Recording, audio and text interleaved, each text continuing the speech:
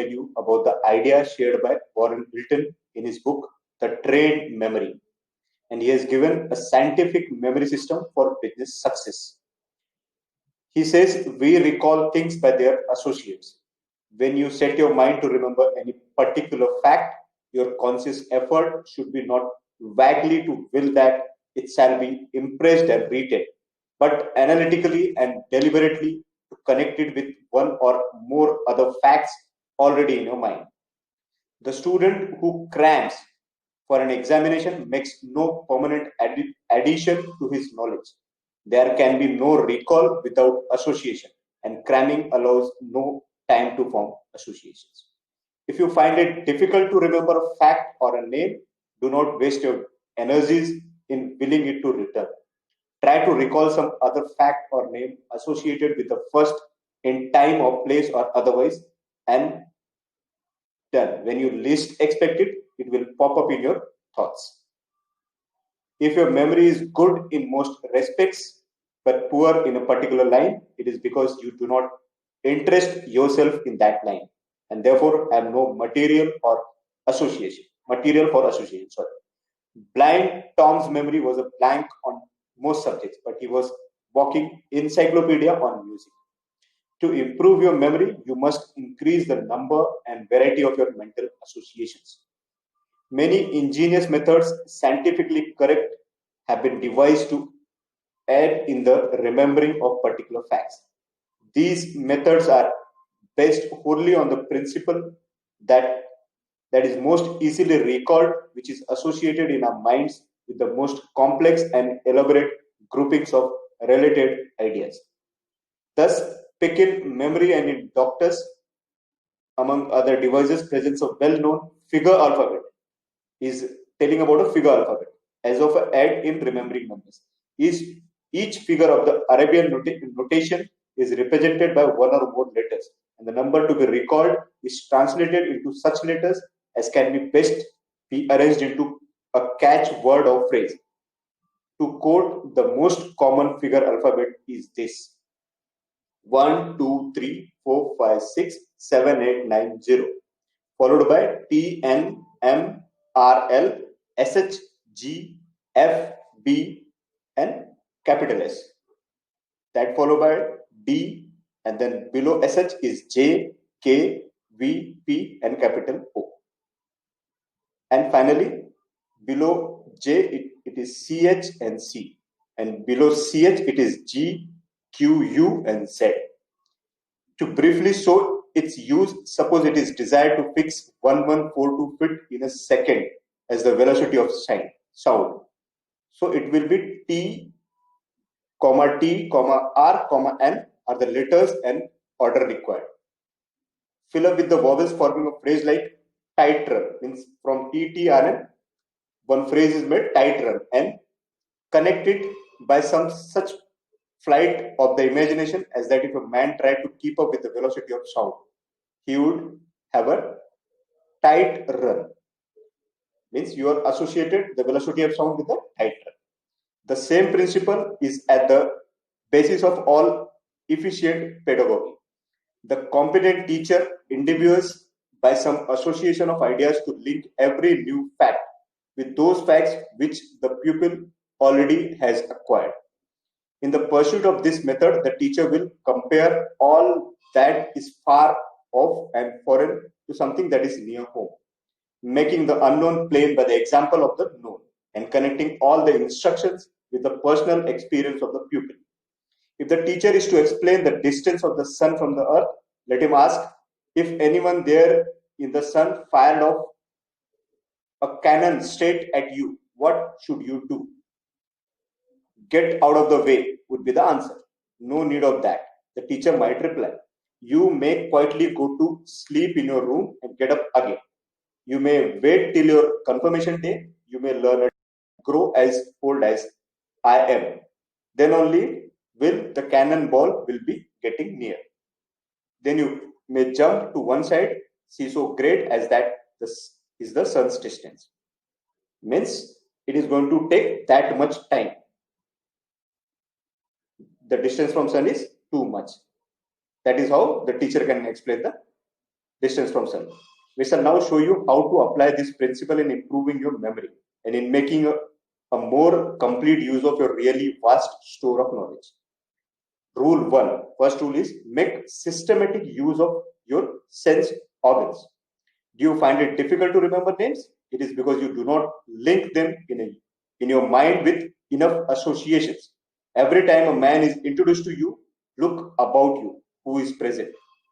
Take note of as many and as great a variety of surrounding facts and circumstances as possible. Think of the man's name and take another look at his face, his dress, his physique. Think of his name and at the same time his voice and manner. Think of his name and mark the place where you are now for the first time meeting him. Think of his name in conjunction with the name and personality of the friend who presented. Means with his name you have associated many things, a bunch of things which will give you a recall of his name. Memory is not a distinct faculty of mind in the sense that one man is generously endowed in that respect while another is deficient. Memory as meaning the power of voluntarily recall is wholly a question of trained habits of mental operation. Your memory is just as good as mine or any other man's. It is your indifference to what you would call irrelevant facts that is at fault. Therefore, cultivate habits of observation. Fortify the observed facts you wish to recall with a multitude of outside associations. Never rest with a mere halfway knowledge of things. Means acquire the whole knowledge. Don't let it go. Means whenever you are studying anything, study it completely. To assist you in training yourself in those habits of observation that make a good memory of outside facts, we append the following exercises. A is walk slowly through a room. Means how you can increase your observation. Walk slowly through a room with which you are not familiar. Then make a list of all the contents of the room you can recall. Do this every day for a week, using a different room each time. Means for every day you have to use a different room. Do it not half-heartedly, but as if your life depended on your ability to remember. Means with full devotion, full interest. At the end of the week, you will be surprised at the improvement you have made. B, as you walk along the street, means like you have done the exercise for the room, now for the street. As you walk along the street, observe all that occurs in a space of one block. Things heard as well as things seen. 2 hours later, make a list of all you can recall. Do this twice a day for 10 days. Then compare results. You have done it for room, you have done it for street. Now the third, C, make a practice of recounting each night the incidents of the day. The prospect of having this to do will cause you unconsciously to observe more attentively. This is the method by which Thurlow Weed acquired his phenomenal memory. Thurlow Weed, as a young man with political ambitions, he had been much troubled by his inability to recall names and faces. So he began the practice each night of telling his wife the most minute details of incidents that had occurred during the day. He kept this up for 50 years and it so trained his powers of observation that he became as well known for his unfailing memory as for his political adroitness. D. Glance once at an outline map of some state. Put it out of the sight and draw one as nearly like it as you can. Then compare it with the original. Do this frequently. Do this time and again. And the E, have someone read you a sentence out of a book and you then repeat it. Do this daily, gradually increasing the length of the quotation from short sentences to whole paragraphs. Try to find out what is the extreme limit of your ability in this respect compared with that of other members of your family. Means do the comparison part. Now the rule 2. Rule 2 is fix ideas by their associates. There are other things to be remembered besides fact of outside observation. You are not one whose life is passed entirely in a physical world. You live also within. Your mind is unceasingly at work with the materials of the past, painting the pictures of the futures. You are called upon the scheme to plan, to devise, to invent, to compose, and to foresee. If all this mental work is not wasted energy, you must be able to recall its conclusions when occasion requires. A happy thought comes to you. Will you remember it? Will you remember it tomorrow when the hour for action arrives? There is but one way to be sure, and that is by making a study of the whole associative mental process. Review the train of ideas by which you reached your conclusion. Carry the thought on in mind to its legitimate conclusion. See yourself acting upon it. Mark its relations to other persons. Note all the details of the mental picture. In other words, to remember thoughts, cultivate thought observation just as you cultivate sense observation to remember outside matters. To train yourself in thought memory, use the following exercise. And your exercise is A. Every morning at 8 o'clock, sharp on the minute, fix upon a certain idea and determine to recall it at certain hour during the day. Put your whole will into this resolution. Try to imagine what activities you'll be engaged in and at the appointed hour, and think of the chosen idea as identified with those activities. Associate it in your mind with some object that will be at hand when the set times come. Having thus fixed the idea in your mind, forget it. Do not refer to it in your thoughts. With practice, you will find yourself automatically carrying out your own orders. Persist in this exercise for at least 3 months.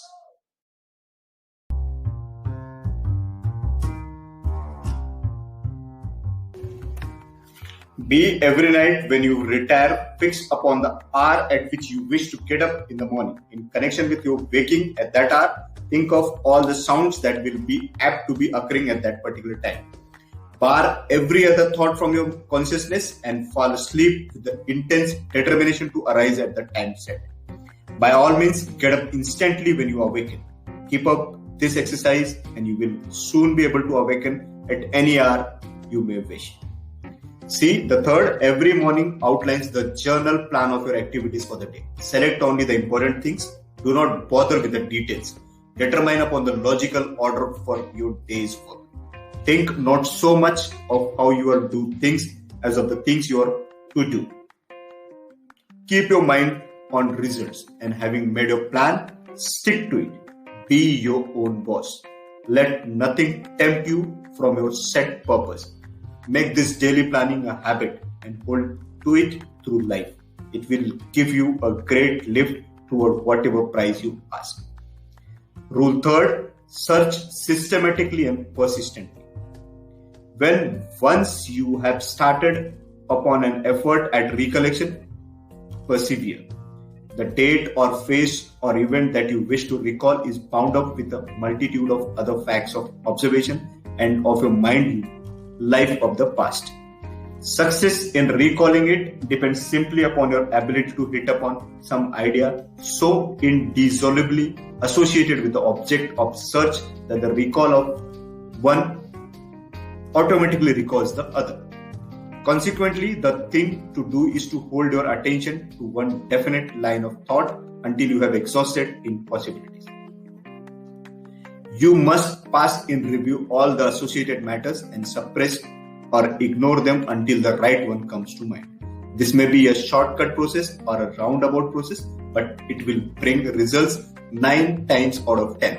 And if habitually persisted in, will greatly improve your power of voluntary recall. Coming to rule 4th, the instant you recollect a thing to be done, do it. Every idea that memory thrusts into your consciousness carries with it the impulse to act upon it. If you fail to do so, the matter may not again occur to you, or when it does it, it may be too late. Your mental mechanism will serve you faithfully only as long as you act upon its suggestions. This is true of bodily habits as of business affairs. The time to act upon an important matter that just now comes to mind is not tomorrow or little later, but now. What you do from moment to moment tells the story of your career. Ideas that come to you should be compared as to their relative importance, but do this honestly. Do not be swayed by distracting impulses that inadvertently slip in. And having gauged their importance, give free rein at once to the impulse to do everything that should not make way for something more important. If for any reason action must be deferred, fix the matter in your mind to be called up at proper time. Drive all other thoughts from your consciousness. Give your whole attention to this one matter. Determine the exact moment at which you wish it to be recalled. Then put your whole self into the determination to remember it at precisely the right moment. And finally, and perhaps most important of all, Rule 5. Rule 5 is have some sign or token. This memory signal may be anything you choose, but it must somehow be directly connected with the hour at which the main event is to be recalled. Make a business of observing the memory signs or tokens you have been habitually using. Practice tagging those matters you wish to recall with the labels that form a part of your mental machinery. Make it a habit to do things when they ought to be done and in the order in which you ought to do them. Habits like this are paths along with which the mind moves. Paths of least resistance to those qualities of promptness, energy, persistence, accuracy, self-control, and so on that create success. Success in business, success in life can only come through the formation of right habits. A right habit can be deliberately acquired only by doing a thing consciously until it comes to be done unconsciously and automatically. Every man consciously or unconsciously forms his own memory habits, good or bad. Form your memory habits consciously according to the laws of the mind, and in good time they'll act unconsciously and with masterful precision. A good memory is yours for the making, but you must make it. We can point the way, you must act. The laws of association and recall are the combination that will unlock the treasure vaults of memory. Apply these laws and riches of experience will be available to you in every need. So, law of association will be your key for the recall. A good recall can come from a good association. So, let us stop here, and in next lesson, I'll come up with some more strategies to improve your memory recall. So, stay tuned for the next lesson. Until then, keep learning and keep